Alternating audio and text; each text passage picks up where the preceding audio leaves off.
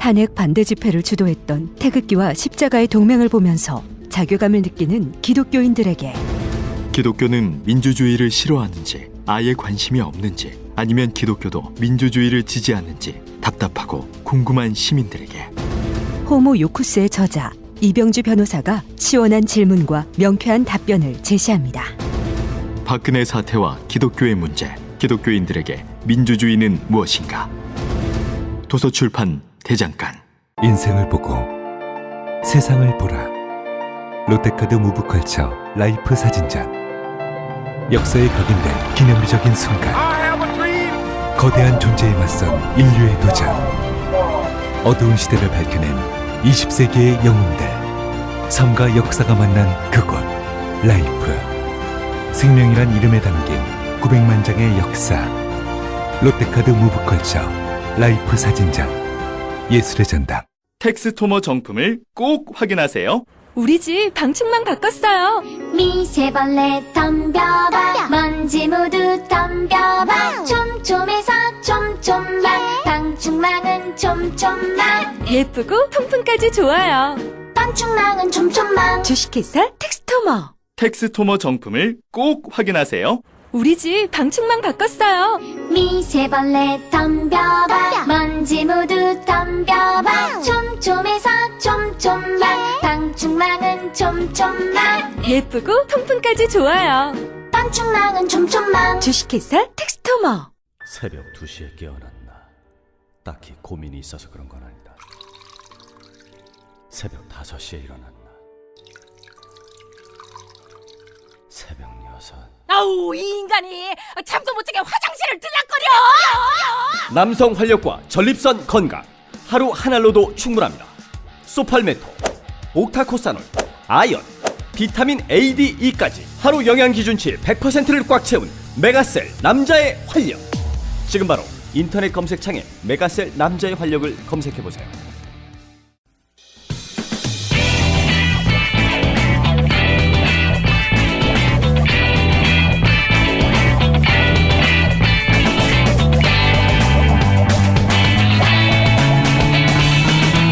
김어준의 뉴스공장.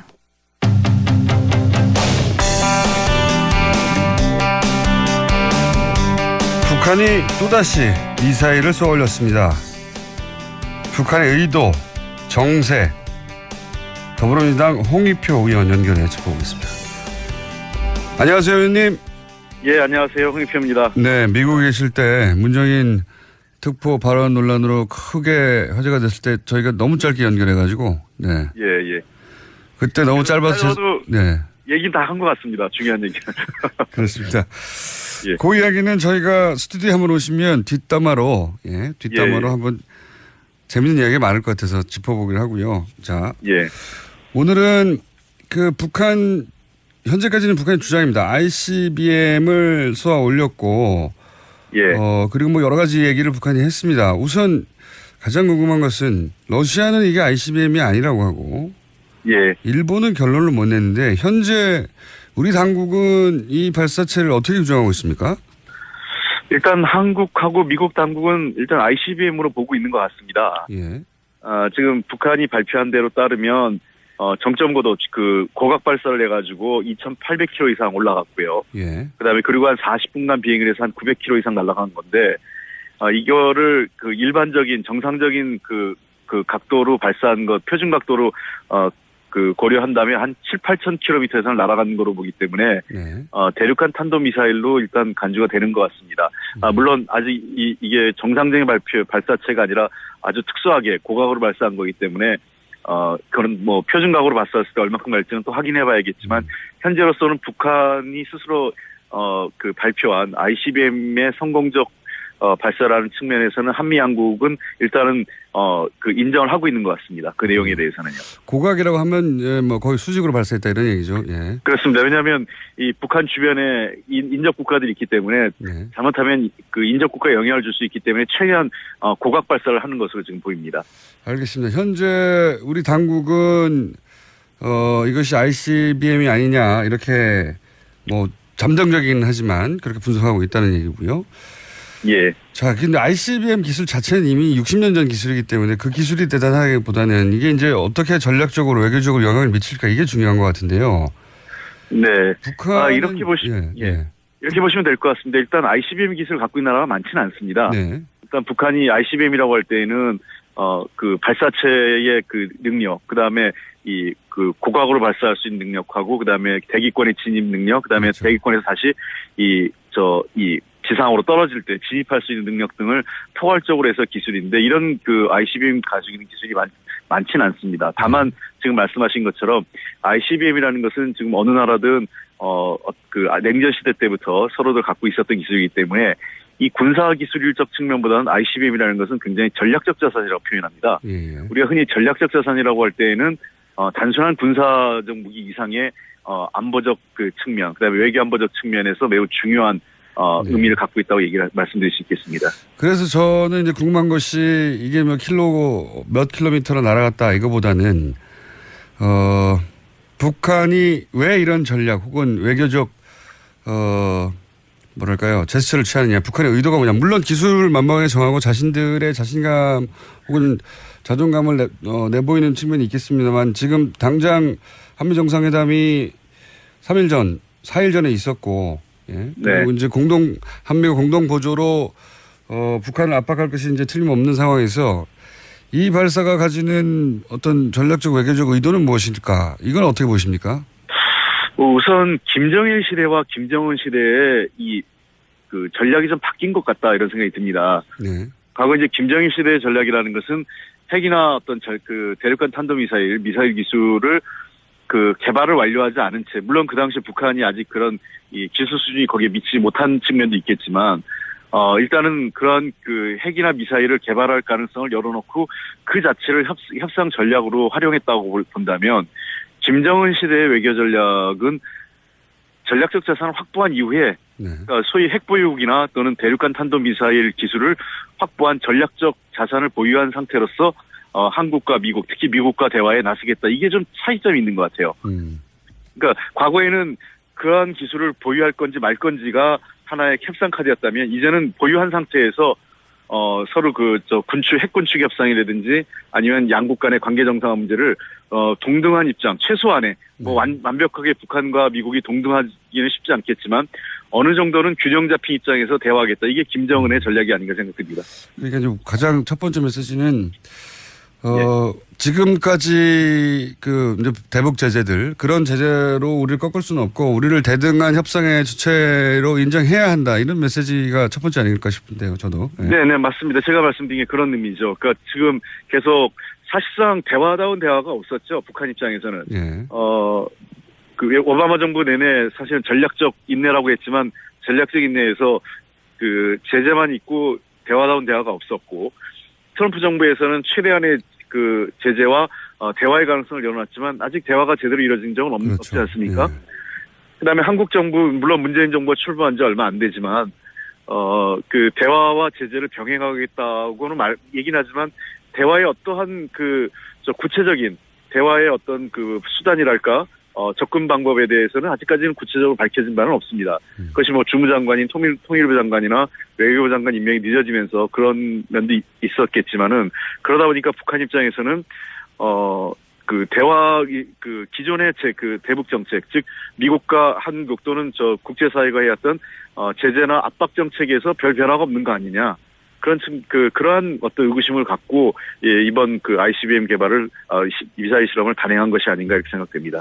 지금 이제 한미 정상회담 결과 직접 오바마 정부는 전략적 인내라고 사실상 대화도 하지 않고 특별한 액션을 전혀 취하지 않는 전략이었다면 이번 정상회담 결과는 대북 채널을 다시 열고 대화를 시작해야 하고 그 주도권은 남한이 가지겠다. 이거를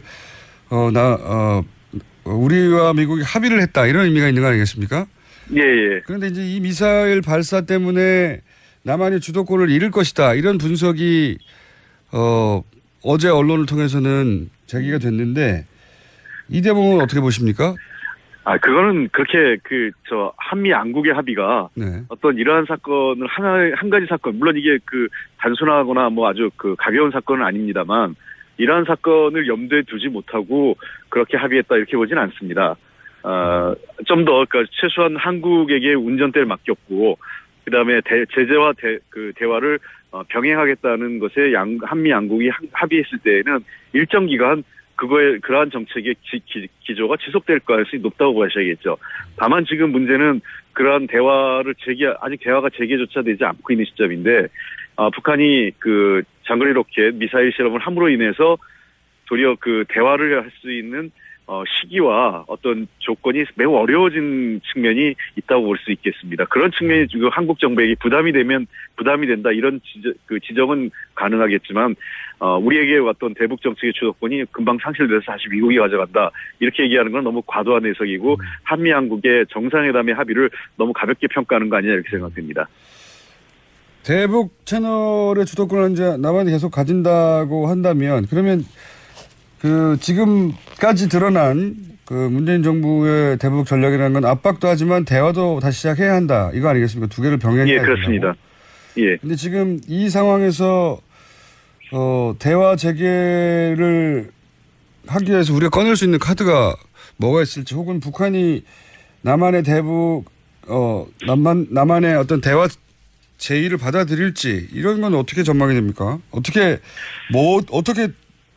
대화를 하자고 제안을 해야 되는 상황인지. 이게 상당히 좀 어려워진 측면이 있죠. 원래 그 북한과의 대화의 그 축은 한 몇 가지로 나눠져 있습니다.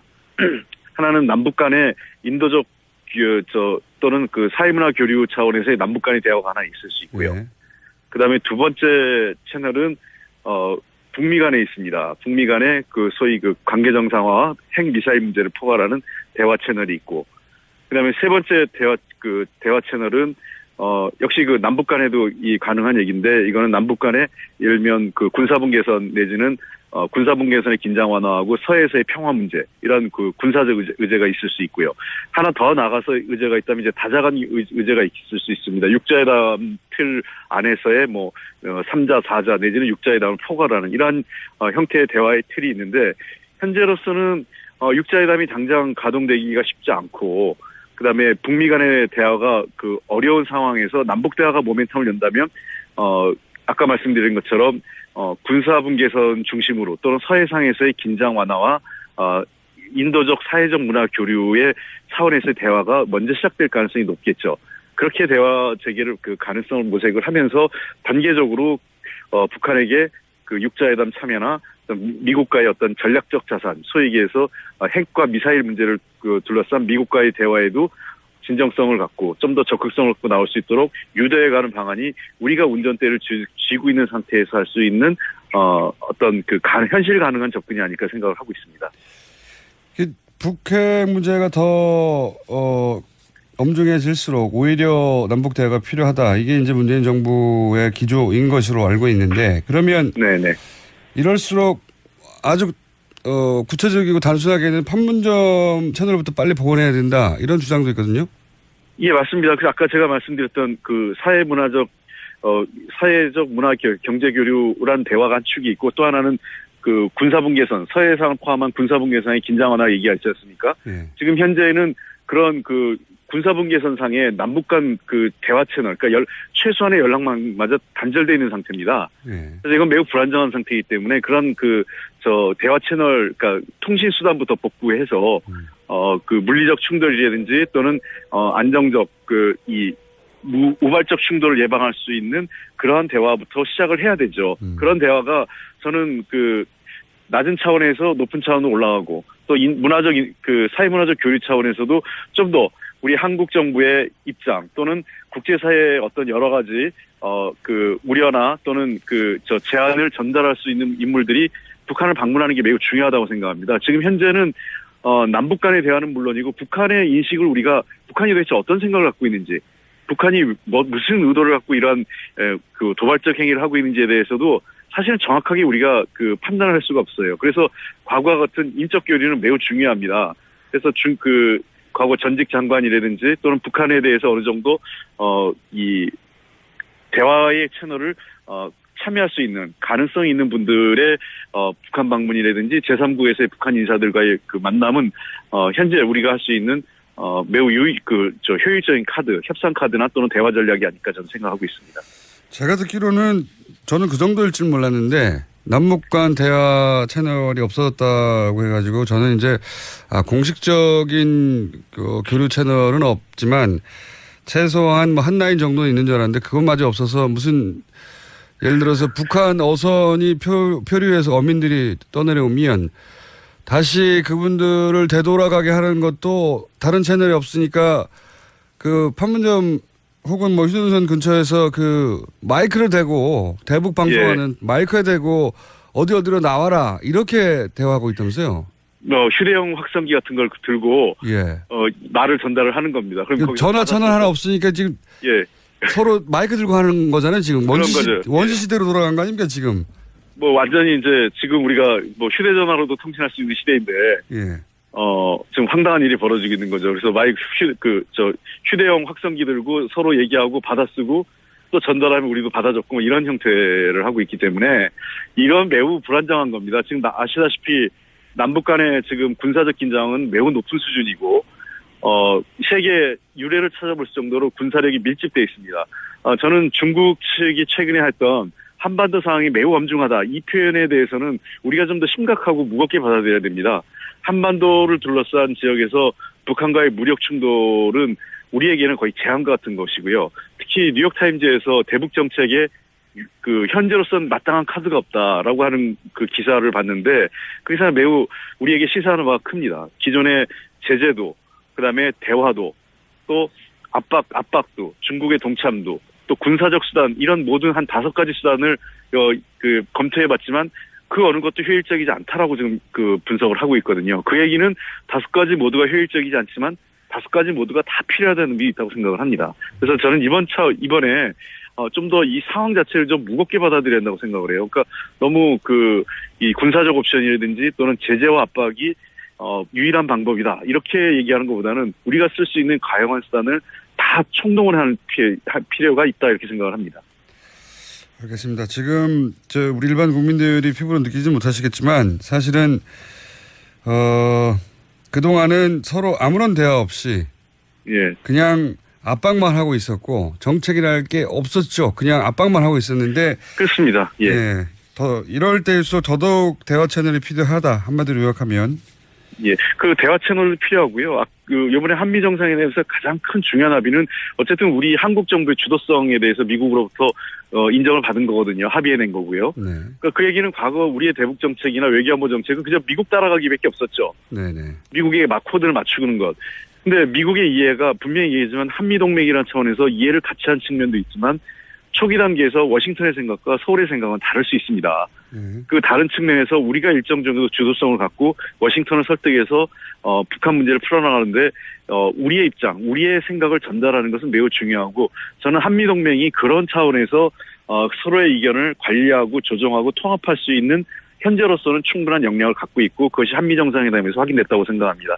이번 북한의 ICBM 발사는 한반도 상황이나 매우 위기이지만 거꾸로 이 상황이 새로운 지금까지 그냥 너무 북한의 상황을 단순하게 또는 정책의 순위를 뒤로 밀었던 미국이 보다 정책 순위 우선순위를 끌어들이면서 높이면서 대북 문제에 대해서 훨씬 더 전략적 서구와 함께 적극성을 보인다면 의외로 저는 이 해결의 모멘텀을 만들어낼 수 있는 기회가 아닐까 생각도 합니다. 알겠습니다. ICBM이든 아니든 미국이 아니라 우리 주도로 대화 채널을 열어야 한다. 여기까지 오늘은 정리하고 다음 스튜디오에 모시고 지난 한미 정상회담 직전에 난리 있지 않습니까? 뒷이야기 좀 들어보겠습니다. 네, 알겠습니다. 감사합니다. 네, 고맙습니다. 지금까지 더불어민주당 홍익표 의원이었습니다. 또 떨어졌어. 너 또 입사 시험 봤어? 아니, 차량용 핸드폰 거치대 말이야. 여러 개 사봤는데 실패의 연속이야. 떨어지고 시야 가리고 운전석에서도 멀고 뭐 좋은 거 없을까? 싼 것만 찾으니까 그렇지. 제대로 된 거 하나 사서 편리하게 쓰는 게 더 낫지. 그런 게 있어? 그럼 있지. 1, 2, 3 할 때 2. 힘 세다 할 때 힘. 2 힘. 2 힘? 2배로 힘이 세다는 건가? 네이버 검색창에 2 힘을 검색해보세요. 100년 이상 살 수 있는 장수 어종, 캐비아를 낳는 어종으로 더욱 유명한 철갑상어. 이 철갑상어를 진액으로 만들었다는데 그 이름하여 사랑어. 오메가3, 필수아미노산, 각종 미네랄, 콘드로이친 등 100년 장수 철갑상어를 진액으로 한 컵에. 좋다 좋아. 철갑상어 진액 사랑어. 스테미너가 콸콸콸. 검색창에 사랑어. 오빠, 우리 어디 가는 거야? 정수 가지. 와, 우리 말 타러 가는 거야? 그렇게 좋아? 고민하지 말고 장수로 오세요. 온 가족이 즐기는 승마 체험과 국내 최대 규모의 말역사 체험관 등 장수에는 정말 볼 것, 누릴 것들이 넘쳐난답니다. 말의 심장 소리를 직접 느껴보는 장수에서의 하룬 여행. 장수는 항상 가까이 있습니다. 주말 여행은 장수로. 승마 체험 예약은 063-350-5486.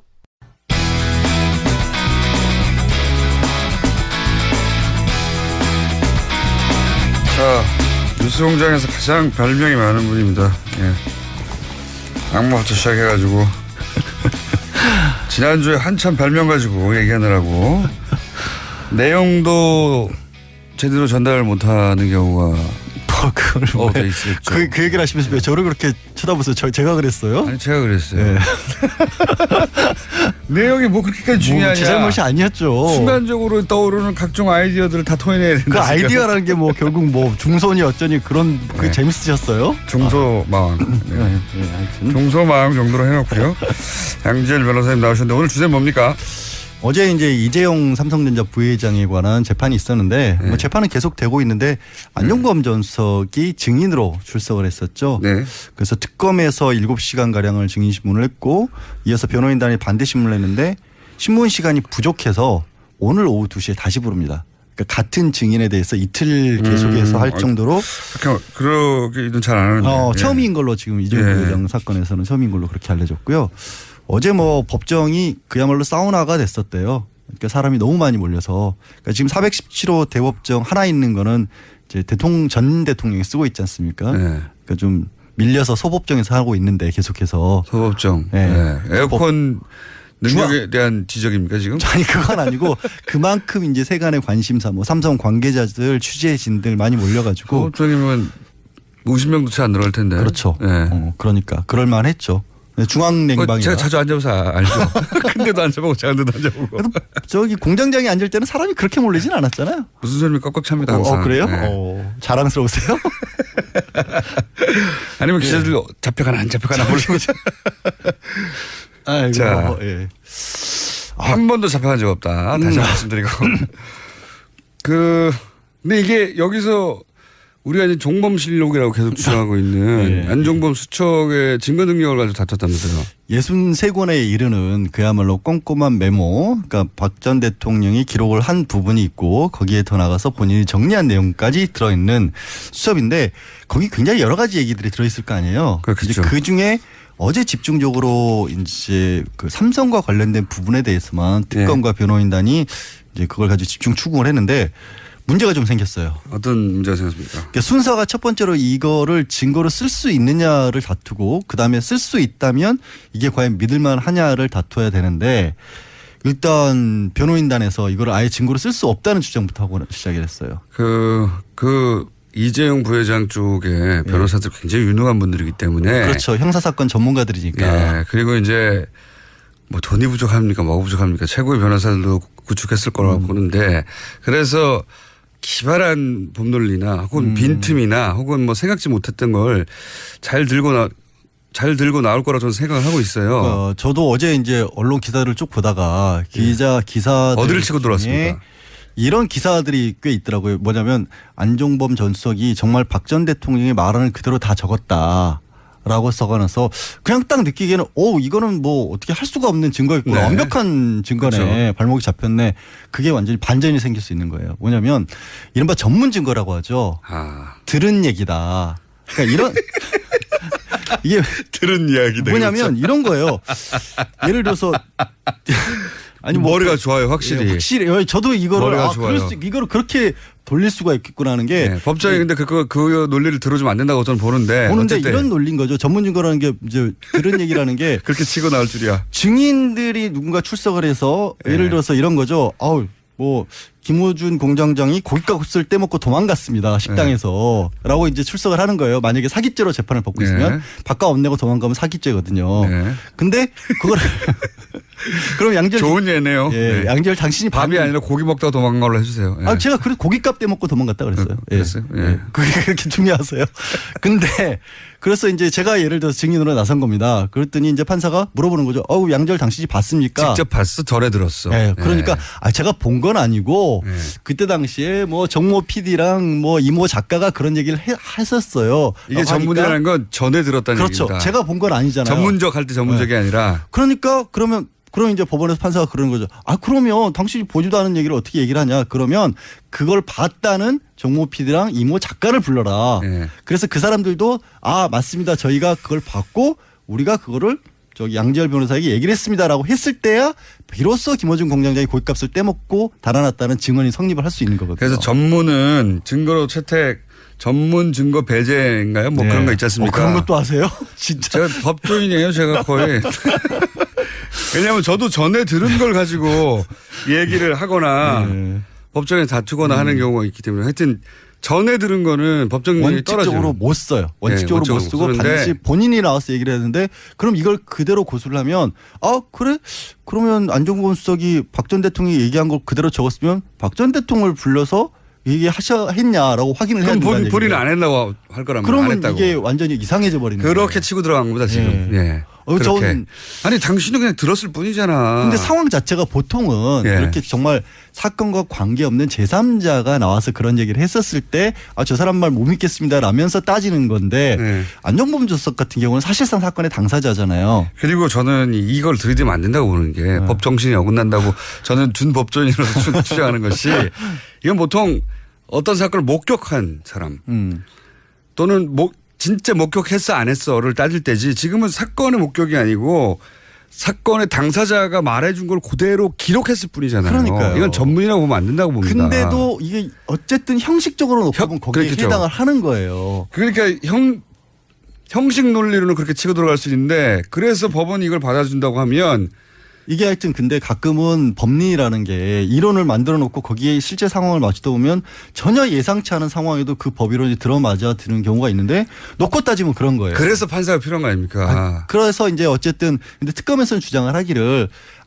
얘기한 대로 안종범이라는 사람이 그냥 어디 가서 길 가다가 박 전 대통령이 막 얘기를 하는데 저런 얘기를 하네 하면서 적은 게 아니고 그렇죠. 그게 맞는 자기 얘기죠. 일하려고 열심히 받아 적은 건데 기록한 겁니다. 그걸 기록. 어떻게 그 전문 증거를 따지느냐라고 그렇죠. 맞습니다. 하고 있어요. 이제 판사는 오늘 증인신문까지 해본 다음에 정한다고 했어요. 말도 안 되는 소리라고 물론 판사는 어디까지나 결론을 최종적으로 내기 전까지는 중립적으로 그렇죠. 변호사의 법논리도 충분히 듣고 검사의 논리도 들어봐야 되죠.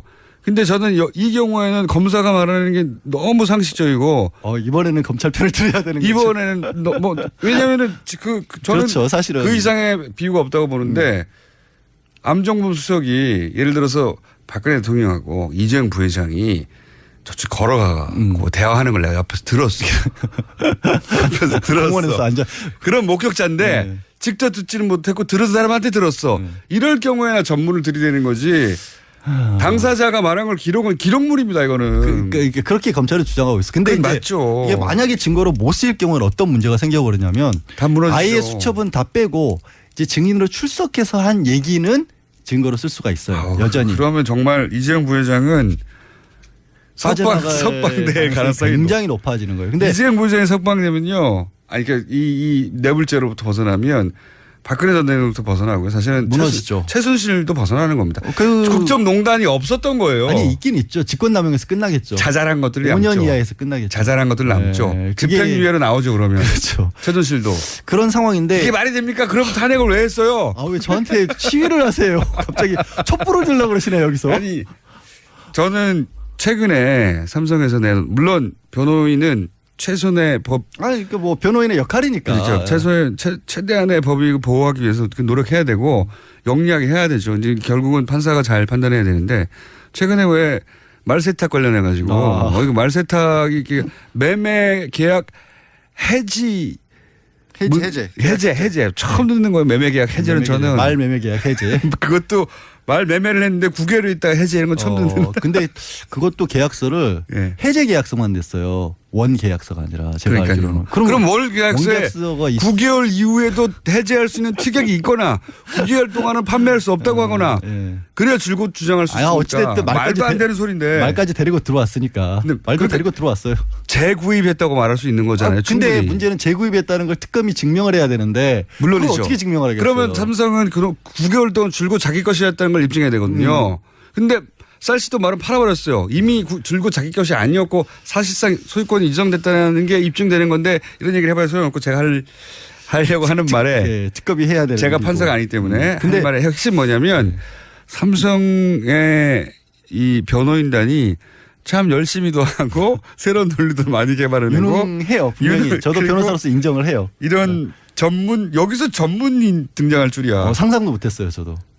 정말 헛절 팍팍 치고 들어가는 거꾸로 말하면 그만큼 별로 할 말이 없는 거예요. 근데 기본 논리로는 거기에 이제 추가적으로 다음에 이제 그러면 증거 능력이 인정된다고 치고 예를 들어서 그 다음에 또 문제점일 수도 있어요. 뭘 파고들었냐면 안종범 준석이 워낙 박 전 대통령이 말을 빨리 하니까 단어 위주로 적었다는 건 익히 알려진 사실이잖아요. 그렇죠. 근데 단어 위주로 적어 놓다 보면 주어 수로가 빠져 있으니까 거기에 뭘 끼워 넣느냐에 따라서 말이 완전히 기억을 재구성할 때 이게 안종범 수석의 기억에 의존한 것이고 자신이 이렇게 해석했다는 뜻이 되는 그렇죠. 거죠. 그러니까 단어로 예를 들어서 김어준 고깃값 써놓으면 고깃값을 냈다는 건지 떼먹었다는 건지 없지 않느냐 이런 부분을 그것도 맞는 말이긴 맞는 말이죠. 하나하나 다 파고들고 있어요. 거기다가 안종범 주석이 무슨 얘기를 시작하냐면 기억이 안 난대요 이제 또. 안종범 수석은 가만 냅뒀겠습니까? 그렇죠. 하도 많은 얘기를 박 전 대통령이 쏟아내는 바람에 빨리빨리 적느라고 단어로 적었고 일부 사실은 기억이 안 난다라고 얘기를 하고 있고 어제까지만 나온 얘기로 봤었을 때는 합병 절차와 관련돼서는 본인이 한 얘기가 없다라는 쪽으로 지금 입장을 바꿨어요. 도움을 준 적도 없고. 자, 어쨌든 이재용 부회장 왜냐하면은 이 국정농단 사태의 핵심 고리가 이재용 부회장이거든요. 뭉칫돈을 준 주체가 삼성이기 때문에 그게 대가성이 있고 뇌물이냐 아니냐에 따라서는 이 재판 가장 핵심 증인, 핵심 당사자들 박근혜 전 대통령, 최순실, 이재용, 정유라 다 묶여 있는 거거든요. 다 묶여 있죠. 운명 공동체인데 근데 그중에서 가장 강력한 변호인단을 구성했고 변호인단 구성에 사실상의 제약이 없는 뭐 금전적 제약이든 없는 삼성 쪽에서 가장 강력하게 치고 들어와서 이재용 부회장을 빼내려고 할 것이라는 건 그러니까 예상했던 바죠. 지금 한 법무법인이 선임이 돼 있지만 보통 이렇게 해요. 법무법인 한 군데가 대표로 나가 있고 뒤에 이른바 뭐 코치라고 해야겠죠. 각 법무법인들의 그 관련된 사람들에 대해서는 다 리포트를 받아요. 그러니까 한 법무법인이 아닌 정도가 돼요. 이런 정도 사건에서. 그렇죠. 그러면 그야말로 대한민국의 형사사건 특히 뇌물죄와 관련해서 속된 말로 콧방귀 좀 낀다고 하는 사람들은 다 뭔가 지금 연관이 돼 있다라고 보면 돼요. 그냥 방귀 깨나 낀다고 하지 않습니까? 콧방귀가 아니라. 그런가요? 하여튼 근데 어쨌든 뭐 그렇다고 제가 오늘 너무 부정적인 얘기만 한 것 같은데 부정적 전망을 했다기보다는 삼성이 지금 상황이 지금 그만큼 심각하다는 말씀을 드린 거예요. 삼성이 최전선에서 굉장히 잘 싸우고 있다. 삼성 입장에서 보자면. 그렇죠. 예. 특검 입장에서는 그리고 사실 재판부가 굉장히 중요해지는데 결국은 특검 입장에서는 이 삼성의 변호인단과 싸우는데 좀 버거워하고 있다. 예. 잘 싸우고 현실적으로 잘 싸우고 있지만 워낙 일이 많으니까 지금 대통령도 있고 뭐. 예. 그래서 저는 관심을 많이 가져야 된다고 봅니다. 이 사안은. 그리고 왜 삼성이 변호인단이 주장하는 논리 중에 말이 안 되는 것들이 있거든요. 당연히 말이 안 되는 부분들이 있죠. 그런데 그분들에 대한 보도가 없어요. 잘. 그게 되게 이상한 게 진짜 이상하죠. 진짜 저도 여기서만 얘기하고 있어요. 저도 되게 이상한 게 저도 혼자서 얘기하거나 기사들을 막 찾다 보면 없어요. 없다기보다 변호인단의 발언들이 더 많이 눈에 띄어요. 거꾸로 변호인단의 주장만 반론이 나왔다. 이렇게만 나오지. 그게 왜 특검에서 이런 식으로 주장했다는 걸 찾아보기가 어려운 게 제가 특검은 한 줄 나옵니다. 오늘 아침에도 야 이거 내가 이거 재판에 들어가 앉아 있어야 되나 이거 할 얘기가 별로 없는 거예요 사실. 들어가서 앉아 계세요 그러면. 저는 무슨 일을 하라고. 왜냐하면 분명히 말이 안 되는 주장을 하는데도 특검이 여기에 대해서 반론이 분명히 있었을 거예요. 근데 이제 당연히 그쪽 주장도 보도할 수 있죠. 그러면 충분한 반론을 같은 비율로 싣거나 해줘야 되잖아요. 그게 없어요. 그러니까 어제 이상해요. 제가 아침에 본 것은 안전수석이 수첩 내용을 인정했다라는 취지로 나온 언론 기사는 한두 개밖에 없었어요, 사실은. 그러니까 삼성 그 해제 있었습니다. 계약 해제. 진짜 웃긴 저는 발언이라고 생각하는데 짚어주는 데가 없어요. 아니 짚어주는 데가 없는 게 아니라 그 상황이 왜 해제되는지를 짚어주는 데는 많아요. 해제됐다는 취지로. 그렇죠. 그러니까 그거는 삼성 측의 주장이지 않습니까? 그래서 삼성 측의 주장을 광고해 주는 건데 그 주장이 왜 이상한지 혹은 허점이 뭔지를 짚어주는 데가 왜 여기 뉴스공장밖에 없는지. 저도 이런 얘기 삼성 광고를 못 받고 있나요? 이런 얘기에 동조하고 싶지 않은데 예. 현실이 그렇더라고요. 실제로 아니, 찾아보니까. 그렇다니까요. 현실이. 이 삼성 주장 중에 말이 되는 것도 있고 안 되는 부분도 있는데 안 되는 부분에 대한 지적이 없어요. 자, 여기서밖에 안 다루고 있다. 제가 이번 주 내내 얘기하고 있거든요. 지난주부터. 자, 오늘 여기까지. 알겠습니다. 자, 특검과 삼성 변호인단의 공방이 예사롭지 않다. 여기까지. 네, 힘내라 특검. 오늘은 중망으로 올려드리겠습니다. 한 번 더 잘하시면 대망으로 올라가는 것으로. 양지열 변호사였습니다. 예, 고맙습니다.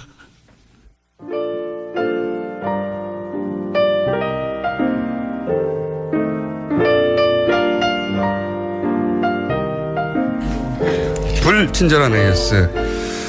오늘 2부 시간에 노회찬 대표의 분무기 대장균 발언이 아주 화제입니다. 예, 빵빵 터져서 관련한 문자도 굉장히 많이 왔습니다.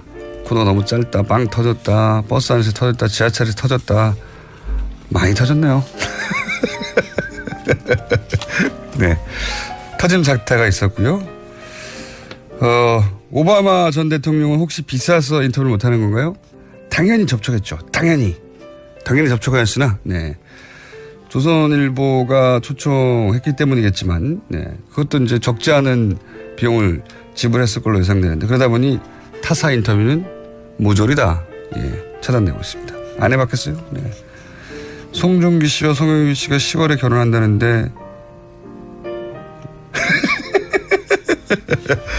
예.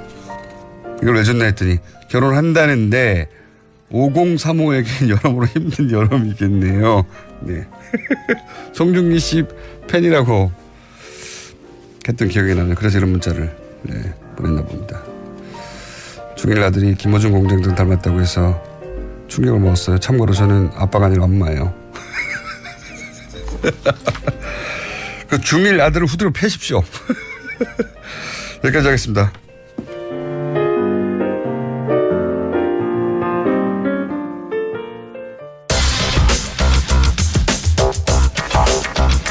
자, 지난주 건너뛰었죠. 지난주 왜 건너뛰었는지 기억은 안 납니다만 중요한 일이 있었겠죠 뭐. 원정호 씨 모셨습니다. 안녕하십니까. 네, 전국 과학 팟캐스트 부동의 1위 2,500만 다운로드에 빛나는 과학하고 앉아있네 진행하는, 하지만 점점 시간이 짧아지고 있는 원정호입니다. 네. 일단 공장장님 화나고 난 다음에는 네. 뭔가 재미가 없어요. 제가 재미가 있어도 공장장님이 네. 화가 나 있어. 아, 그렇죠. 삼성 때문에 화가 나기 때문에 네. 화를 풀도록 하겠습니다. 자. 그래서 그냥 안 웃기려고요. 이거는 안 웃길까봐 미리 약을 치는 거잖아요. 네. 해봐요. 내가 웃어버릴 테니까 아주. 왜 지난주에 그 현재 구속 중인 그 김모 씨가 자기가 뭐 왕정시대 같았으면 망한 나라의 도승지다. 그래서 사약을 받아 왔다. 김기춘 전 비서실장. 그렇습니다. 네, 사약. 네. 네. 이런 말씀을 하셨어요. 사약. 예. 그 말을 하셨죠. 사약을 받겠다고 해놓고 네. 그 뒤에 건강이 안 좋으니 빨리 풀어달라고. 네, 이렇게 앞뒤가 안 맞는 얘기이신데. 네. 근데 이제 그 말을 듣고 저는 생각이 들었습니다. 기왕 말이 나온 김에 좀 알아보자. 사약. 사약 말은 많이 들었잖아요, 우리가. 사약. 그렇죠. 죽는 약이라는 뜻이죠. 정작 이게 뭔지 잘 몰라요. 내용물이 합성물이 뭐냐 이게 도대체. 기본적으로 죽는 약이라는 뜻이 아닙니다. 아, 그래요? 죽을 사자가 아니에요. 그걸 걸 줄 알았더니. 다들 그렇게 생각하시는데요. 네. 이 사약이란 것은 하사할 때 한다고 그럴 때 사지 않습니까? 임금이 하사한 약이니까. 네. 굉장히 뭐랄까요, 약오르는. 그렇죠. 네. 사약을 보약으로 주는 경우는 없지 않습니까? 예, 사약이라고 하면 전부 사형인데요. 네. 그럼에도 불구하고 임금이 주는 약이라는 이름으로 보냅니다. 그래서 이게 기꺼이 마시라는 거네요. 그렇죠. 네, 그래서 원래 기꺼이. 사약을 받으면은 이제 임금 계신 쪽으로 4번 절을 한 다음에 이렇게 먹어야 되는. 영광스럽게 죽게 해주셔서 감사합니다라고 하는 네. 위선적이고 말도 안 되는 이게 아하. 또 딴에는 그때는 나름 그 의미가 있었던 게 일단 사약은 임금만이 내릴 수 있는 약이기 때문에 아주 지체 높은 사람만 먹고 죽을 수 있어요. 그러니까 잡범, 뭐 사기꾼, 도둑 이런 사람들은 먹을 기회가 없는 약입니다. 아하. 이분들은 이제 교수형이나 참수형을 당하게 되시죠. 그나마 사약이 그러니까 품위를 유지하면서 죽을 수 있는 그렇습니다. 목을 유지하고 네 시신이 온전하게 남는 거죠. 뭐 예를 들어 목이 효수돼서 걸린다든가 그게 아니라는 거죠. 그렇죠. 네. 그래서 고맙다. 체면을 차려주는 사용법이다. 그리고 우리 뭐 신체 발부, 수지부 뭐 이런 말 있잖아요. 신체를 온전히 유지한다는 게 굉장히 중요했고 사대부한테는 그 안에 내장은 말이 아닌 상태로 갈 텐데요. 예, 그렇습니다. 안 보이니까. 겉모습은 유지한 채로 간다. 네. 예. 그래서 시신을 수습해서 이제 장사를 지낼 수도 있었어요. 저 시절에는. 자, 어쨌든 그런 의미에서 하사하는 약이다. 고마운 줄 알아라. 고마운 줄 알아라. 그러니까 자기가 뭐 사약을 받겠다 이런 식의 말 자체가 성립이 안 되는 겁니다. 그렇네요. 네. 이건 하사해야 되는 거지. 예. 저한테 목을 치지 말고 사약으로 주실래요? 이렇게 할 수가 없다는 거죠. 네, 굉장히 건방진 거고. 그리고 건방진 거. 사약을 내놓으라는 자체가 건방진 것이다. 내게 사약을 하사하거라 이런 얘기니까. 나에게 사약을 하사하거라. 예. 그리고 죽을 사자로 착각하고 있는 게 틀림없다고 생각이 되고요. 아 그렇군요. 네, 그럼 사약은 어떤 약이었나? 드라마나 영화에 보면 사약을 먹는 즉시 피를 토하며 쓰러지지 않습니까? 으악! 막 이러면서. 청산가리 정도 돼야 그 정도 나올 것 같은데. 이 사실 청산가리조차 그렇지 않고요. 피를 토하게 하려면 굉장히 어렵습니다. 사람이 이렇게 간단한 물건이 아니라서. 간단한 물건이 아니라서. 그러니까 황산이나 염산 같이 뭐 신체 조직을 태우는 물질을 먹지 않으면 산. 예. 그 바로 이제 식도 기도를 다 태우니까 이런 일이 쉽게 일어나지 않고요. 실제로 사약을 먹으면 즉사하지 않고 꽤 시간이 지나야 효과가 나타나는데 때론 한나절이 걸리기도 해요. 한나절? 네. 그게 이제 실상입니다. 그러니까 우리 그 드라마 속에 먹자마자 피를 토하는 건 또 과장이군요. 다. 뭐 완전히 잘못된 얘기고. 피를 토하지도 않을 수도 있겠군요. 실제로. 피를 아예 안 토합니다. 아, 그렇군요. 네, 조용히 이렇게 얌전하게 돌아가시게 되고요. 그러면 마시고 수면 중에 죽는다. 뭐 이런 거에 고통을 그렇게 느끼지 못하고. 고통은 느끼는데요. 천천히 오래 느끼게 돼서 오히려 힘듭니다. 아, 그거 안 좋네요. 네. 저는 목을 쳐달라고 하겠습니다. 참수형은요, 실제로는 영화와는 달리 한 3번쯤 쳐야 되기 때문에 굉장히 아파요. 저는 목이 두꺼워서 4번. 안 되겠습니다. 그것도 그러면. 자, 그럼 이건 뭘로 만드느냐. 사약의 제조법 자체는 공식 기록은 안 남아 있어요. 그래요? 네. 그렇겠죠. 네, 그렇죠. 왕의 비법이겠죠. 그렇죠. 아주 특별한 경우니까 실제로 사약을 먹고 죽은 사람이 그렇게 많지도 않습니다. 그래요?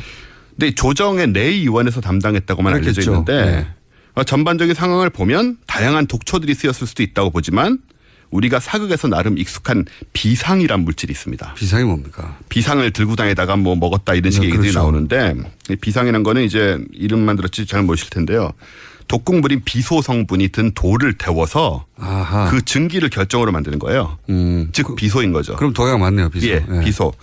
비소는 원자번호 33번. 예로부터 독약으로 많이 쓰였는데 얻기도 쉽거니와 많은 약을 먹으면 식도와 위, 장, 신장에 이제 치명적인 장애가 일어나서 금방 죽게 됩니다. 그래도 몇 시간 걸려요. 그러니까요. 장애 이상이 생겨 죽는 것은 오래 걸려요. 그러니까 이런 거는 이렇게 피토하고 죽게 되는 이런 상황이 아니죠. 한편으로 조금씩 천천히 쌓이게 할 수도 있어요. 그게 이제 암살의 기법 아닙니까? 그렇습니다. 그래서 비소가 많이 쓰였는데 그 경우에는 이제 장기의 만성적인 질환도 생기지만 암을 또 일으키기 때문에 자신이 왜 죽는지 모르고 죽는 거죠. 그게 이제 나폴레옹이 유명하죠. 나폴레옹이 비소로 인해 암살됐다 뭐 이런 얘기가 비소 있는데 중독으로 죽었다 뭐 네. 실제로는 그 세인트 헬레나 섬에 유배돼서 한 20년 가까이 살았는데 머리카락에서 비소가 검출돼서 암살됐다고 했거든요. 근데 독살보다는 그 벽에 칠한 녹색 염료 이 벽지 색깔 거기에서 비소가 흘러나와서 죽었다는 게 요즘은 이제 지배적인 생각이에요. 네. 자, 이게 어디로 가고 있습니까? 자, 지금까지는 대충 재밌는 부분도 있는데. 네. 결론을 어디로 웃기지 향해 않겠다고 갈까요? 얘기를 드렸습니다. 오늘은 정보. 웃었어 2번. 그러게 말이에요. 아무튼 간에 이 맹독성 광물인 비소가 주성분이 사약이다. 예. 근데 누구에게나 듣던 게 아니에요, 이게. 내성을 가진 사람이 있으니까. 사약이 몸에 맞아. 안 들어. 네. 사약 몸에 맞아가지고. 예. 아주 대표적인 경우가 2 케이스가 있는데요. 사약 체질이라고 할 수 있는 사약 체질. 조선 명종 때 임형수라는 분이 있습니다. 아 이게 진짜 실록에 남아 있는 실화입니다. 거예요. 네, 이거는 완전히 기록에 남아 있는 건데 이분은 원래 이제 호걸이긴 한데 사약 16사발을 먹었어요. 한 사발로 안 됐어. 이게 아마 액체로 따져도 거의 치사량에 도달하지 않을까 싶은데 한 잔 마시고 별 이상이 없습니다. 한 잔 더 먹어라. 또 먹고. 너는 몸이 크니 또 먹어라. 또 먹고. 그래서 16사발을 연속해서 계속. 그래도 죽지 않아서. 그래서 죽지 않았어. 2사발을 더 먹였는데 18. 그래도 안 죽어서. 결국 밧줄로 목에 걸어서. 예. 아니 치사하네요.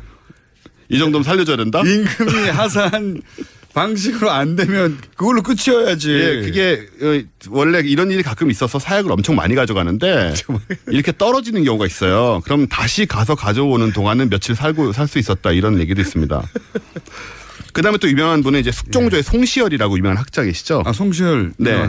예. 이분은 평소에 비상을 약으로 먹던 체질이었어요. 그래서 2사발을 먹고도 약이 듣지 않고요. 그래서 불러내서 원래 약을 먹고 방에 들어가거든요. 안 죽으니까 불러내가지고 3사발을 원사실 시켰습니다. 3사발을. 그래서야 목숨이 끊어졌다. 3사발. 예. 어쨌든 그분은 그 약이 효과가 있었고 그 18사발 경우에는 기록적이네요. 대단히. 그건 좀 정말 이상한 케이스죠. 아무튼 이런 경우들을 보면 확실한 죽음을 위해서는 사약이 그리 좋은 선택은 아니라는 것을 참고로 말씀드리고 싶고요.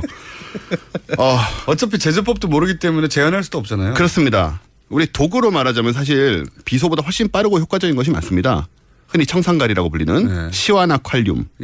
그리고 또 공장장님 비슷한 외모로 유명한 그 옴질리교의 교주 아사하라 쇼코 있잖아요. 아니라니까 진짜로. 이 얘기는 끊어질 수가 없어요. 공장장님. 그래서 수염 깎기 전에는 살인가스를 썼잖아요.